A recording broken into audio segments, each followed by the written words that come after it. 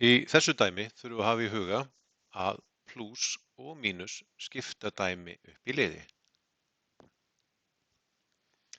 Við skulum skilgreinda dálítið þannig að við byrjum bara hér að horfa á dæmi og um leiðum að kemur að mínus þá brotnar línan. Ég sem búin að gera þessa fyrstu hérna. Svo kemur hérna og hérna og hérna. Þannig að liðirnir í þessu dæmi eru þá þessir. Og við skulum þá byrja að reikna þetta. 24 kæmi hérna bara niður.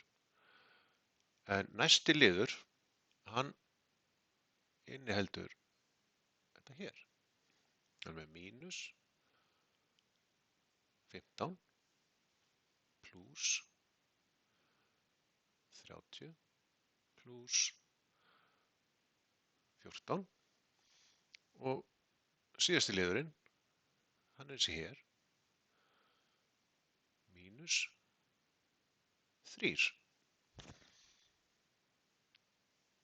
Svo ef við myndum leggja þetta þá saman, þá fengjum við út töluna 50.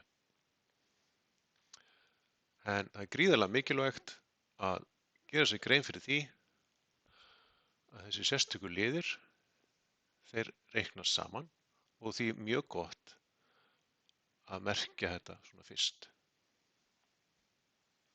Þá verður dæmið á allan hátt skýrara.